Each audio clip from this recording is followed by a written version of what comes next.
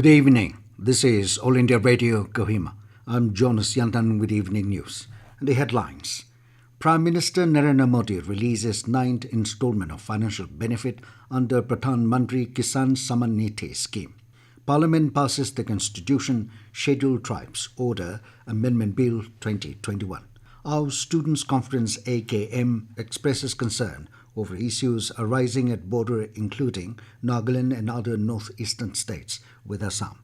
And Dimapur police arrests a 26-year-old Gyanendra Singh for bank fraud to the tune of 2 crore rupees. As the nationwide free COVID-19 vaccination campaign at government facilities for those above 18 years is going on, we advise our young listeners to get vaccinated and also help others get vaccinated. We also advise our listeners not to lower the guard as COVID-19 remains a threat to our health. Please stay at home unless it is essential to go out and continue to follow these 3 simple steps. Wear a face mask, maintain 6 feet for social distancing, focus on hand and face hygiene. For any COVID-related information and guidance, contact National Helpline numbers 011-2397-8046 and 1075 and State Helpline number 1800-345-0019. And now the news. Prime Minister Narendra Modi released the 9th installment of financial benefit under Pradhan Mantri Kisan Samman Nidhi (PM Kisan) via video conferencing today. Over 19,000 crore rupees were transferred into the bank accounts of 9.5 crore farmers' families. Modi said the country is going to celebrate its Azadi Ka Amrit Mahotsav in a few days, and it is an opportunity for people to decide where they want to see the nation in 25 years. He said nation's farmers have a big role in deciding the state of India in 2047 when the country will complete 100 years of independence. Modi said it is time to give a direction to India's agriculture which can face new challenges and take advantage of the new opportunities. Under PM Kisan Samman Nidhi, 1.60 lakh crore rupees have been given to farmers so far.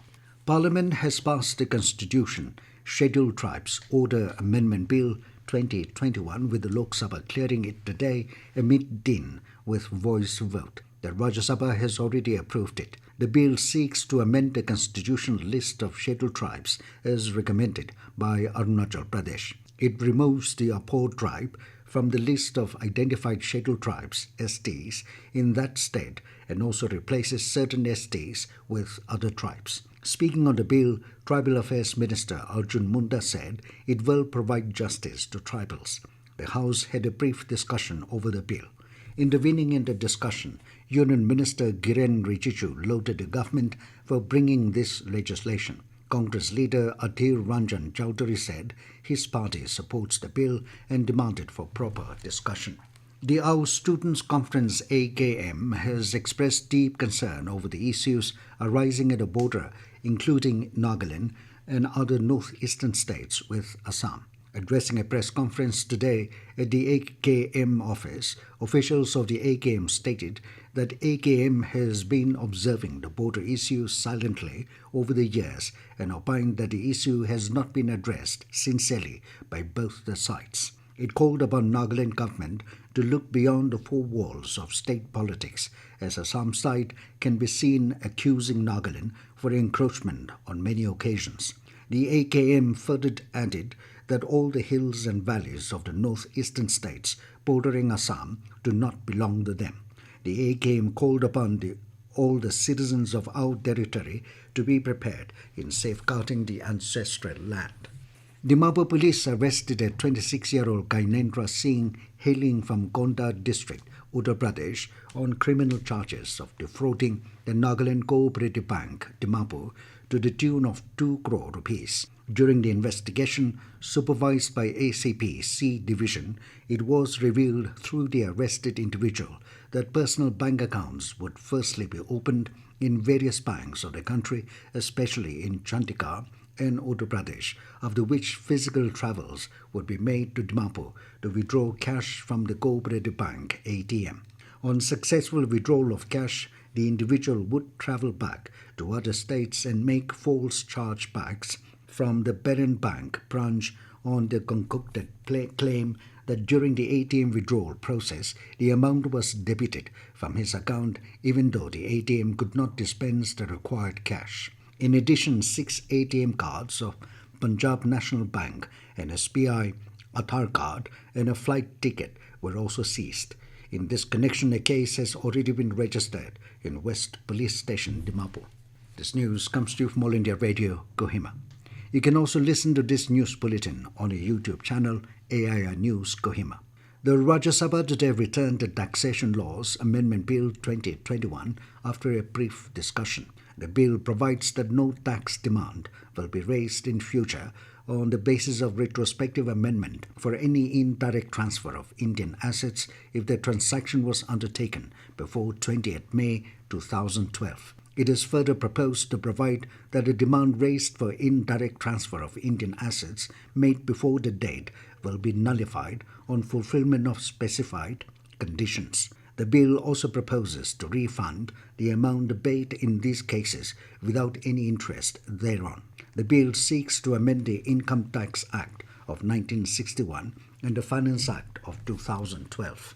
Nagaland State Unit of All India Freedom Fighter and Successors Organization AIFFSO, along with the rest of the country, observed the 79th Quit India movement at its office today in Kohima under the chairmanship of President AIFFSO Nagaland State Unit NSU Zelezo Angami and a short prayer by Vice President AIFFSO NSU Gikrovi Sakre. 2 minutes silence was observed as a mark of respect to the freedom fighters who had sacrificed their lives for the motherland. Deputy Commissioner and Chairman of District Disaster Management Authority Dimapur, Rajesh Sundararajan, has requested the general public to refrain from going to the riverside for fishing, picnic, or any other water-related activities in view of the onset of monsoon season. In an advisory, the DC informed all the villages along the river banks and the concerned village councils to prohibit such activities till the end of the monsoon season. Nagaland reported 81 fresh COVID-19 positive cases and 60 recoveries today. Of the cases reported, 17 cases each were detected from Dimapur and Mukokchung, 13 from Zunuputo, 11 each in Kohima and Trensang, 7 in Peren, 4 in Woka, and 1 case from Kifre. Total COVID-19 case in the state has now gone up to 20,709, while total recovered cases have increased to 25,906. Total deaths related to COVID remained at 571, with no deaths reported today.